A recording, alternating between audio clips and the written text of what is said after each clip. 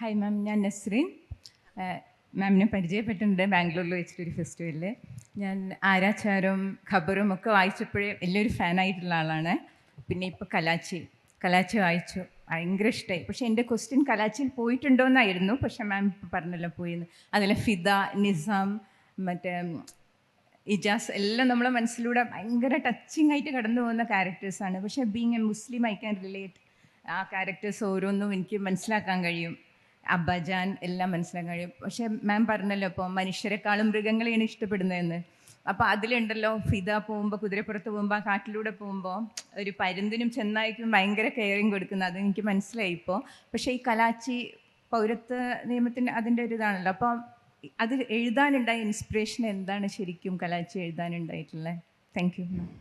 കലാച്ചിയും ഖബറും ഒരു കൊലയിലെ രണ്ട് പുഷ്പങ്ങളായിട്ടാണ് ഞാൻ കാണുന്നത്. ഒരേ മരത്തിൻ്റെ രണ്ട് ചില്ലകൾ പോലെയോ. അത് ഖബർ എഴുതിയ സമയത്താണ്. ഖബർ രാമജന്മഭൂമി, ബാബറി മസ്ജിദ് തർക്കമെന്നല്ലല്ലോ പറയേണ്ടത്, ബാബറി മസ്ജിദിൻ്റെ ഡിമോളിഷനുമായിട്ട് ബന്ധപ്പെട്ട അതിനുശേഷമുള്ള അനുഭവങ്ങളെ ആസ്പദമാക്കിയാണ് എഴുതിയതെങ്കിൽ കലാച്ചി പൗരത്വ പ്രശ്നമാണ്, പൗരത്വ പ്രക്ഷോഭമായിരുന്നു അതിൻ്റെ പ്രേരണ.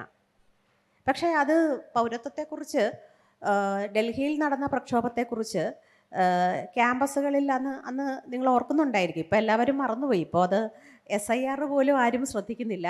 ഇങ്ങനെ ഒരു പൗരത്വ പ്രശ്നം ഇന്ത്യയിൽ ഉണ്ടായിരുന്നു എന്ന് ആളുകൾക്ക് ഓർമ്മയില്ല. സ്മൃതിനാശം, അതിൻ്റെ സകല സാധ്യതകളും പുറത്തെടുക്കുകയാണ്. അപ്പോൾ അന്ന് ഇത് ശരിക്കും അതിനെപ്പറ്റി പഠിച്ചു പോകുമ്പോഴാണ് ഞാൻ ഭയങ്കരമായ ഒരു സംഗതി കണ്ടെത്തുന്നത്. അതായത് ഇതെല്ലാം തുടങ്ങിയത് ഈ പലസ്തീൻ ഇഷ്യൂവിൽ നിന്നാണ്.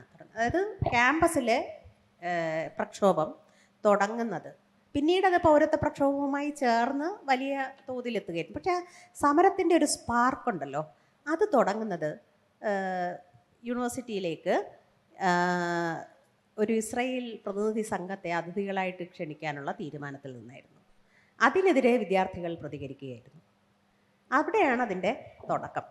അപ്പോൾ അത് പിന്നീട് ക്യാമ്പസുകളിലേക്ക് വ്യാപിച്ച്, പിന്നീട് അത് നിരത്തുകളിലേക്ക് വ്യാപിച്ച്, അങ്ങനെയാണത് ചെയ്തത്.